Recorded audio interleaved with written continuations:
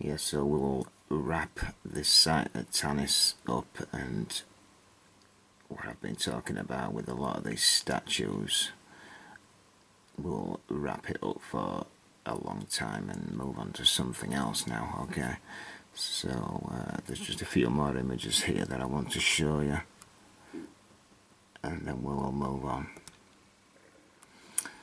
These, like on the beard of the statue there, Tanis, where I showed you was made in pieces.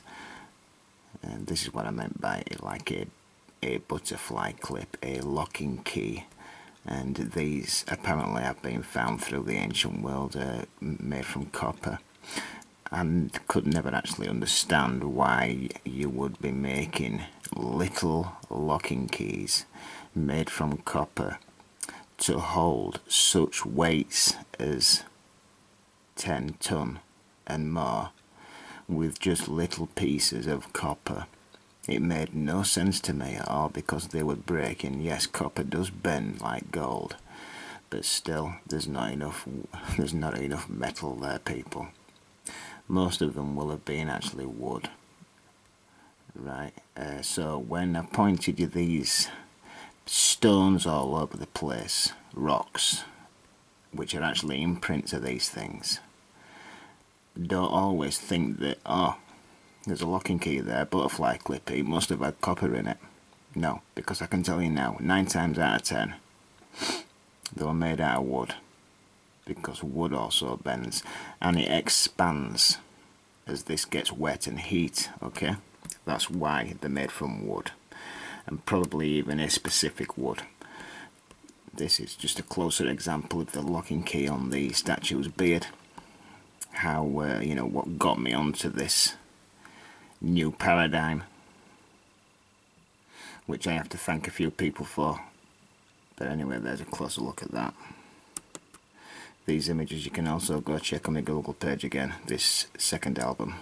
We'll be joining this together with this with the part 1 there, rather than have 2 videos. And again, it depends how long things have been buried, where they've been buried, whether or not they were buried in mud, sand, lime, how damp it was, and how long, and what the material was made out of in the first place. Okay, will determine what it either petrifies into, leaches from, or leaves an imprint of. This is another one of those artifacts in a museum where they say it's been carved out, CNC'd or something out. I don't think this one has. I think this has turned into this material. It's almost like a mud rock, isn't it, when you actually look at it? It is just like a mud rock. Everything about it. The main problem and reason why I'm showing you this album now is in the last video there on Tanis. I made a throwaway comment right at the end and just left it at that. These statues here were found in this condition. There's been others found in the same type of, rubble, right? And they will be moving around and rocks rubbing over them. And what devastation took place to actually put these here in the first place, right? So how much damage do you think would be on these statues, even if they would have been made from stone in the first place, which I've proved to you that they weren't. How much damage do you think should be on these things? So think about that for a few seconds, because this artifact that I'm going to show you shortly, this is actually a site in France, and this is wood. I don't know how old this is, but you can see what I'm trying to get at here.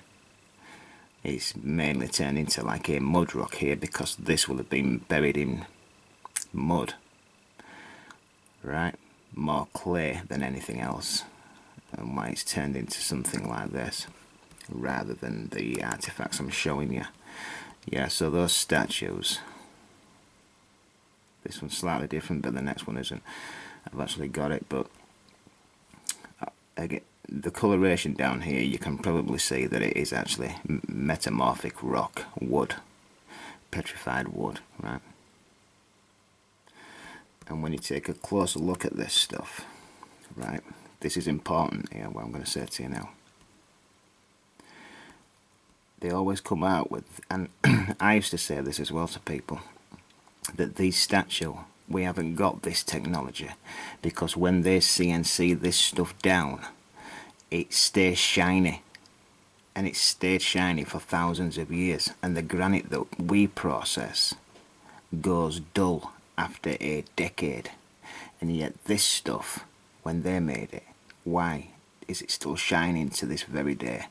Well, I've just shown you where these things came from. So, and why is the face that sticks out more in that condition compared to the chest? It looks like wood underneath. I'll tell you what I think it is. It looks like it's been sprayed to me, right, by, you know, the controllers, the falsifiers, archaeologists, whoever they are, have sprayed this thing with some type of like radiator paint, some type of metal spray. Can you see it? And they will do it every now and then, and that's why you get the shine on it and why it lasts so long. There's a look at that area there. But actually, when you get close up on a lot of these things, you can see that it actually hasn't been CNC imaged, has it? Because it's very, very lumpy. It was made out of wood. And as it's been buried and metamorphosized, it shrank and pulled itself into position. You can even see where they've been chiseling it away there. Right? Go check this particular image out. This thing here, I don't know if this has been buried by people in modern times to try and nail this thing down, as the information will maybe might get out that these things aren't what they have been saying they are. I don't know if this is actually a real find or it's been CNC'd in a machine shop today from real stone. But again, I mean, it can't have been, because this stone doesn't exist, right? You don't get this just black stone, right, that runs all the way through with no pattern on it. It just doesn't exist, so it's turned into this stuff. But anyway, I will eventually zoom in on this area down here when I run it through the movie maker, right, high definition. So we'll have a look at a few places that I eventually want to look at on this particular thing.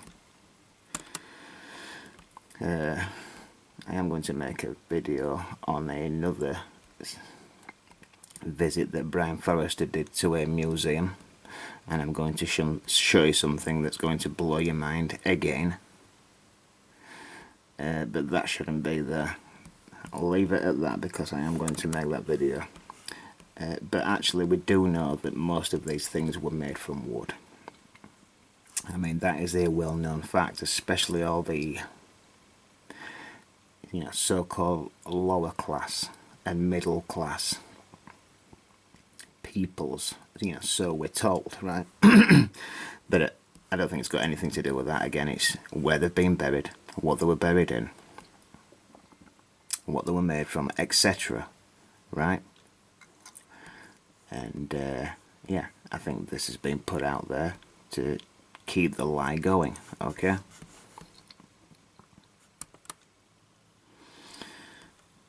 I spoke about that one in the first part, didn't I? If you actually look at this, this is actually gneiss rock, metamorphic gneiss. I don't even know if I'm saying that right. I know how to spell it. But yeah, go study the rock that I've just told you. We will have a close look at this thing shortly.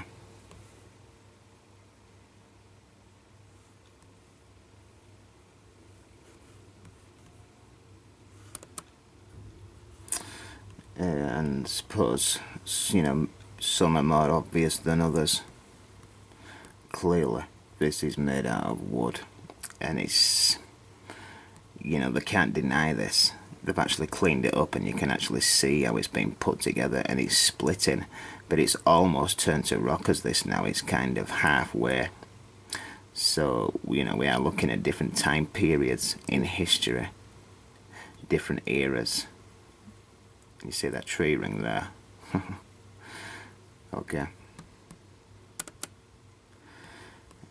Again, it's that gneiss rock. If you have a look down there and go study metamorphic rock, you will come to the conclusion that this was made out of wood and it's turned into this material.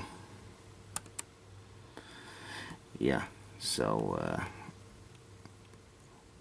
all these artifacts end up looking like this type of stone.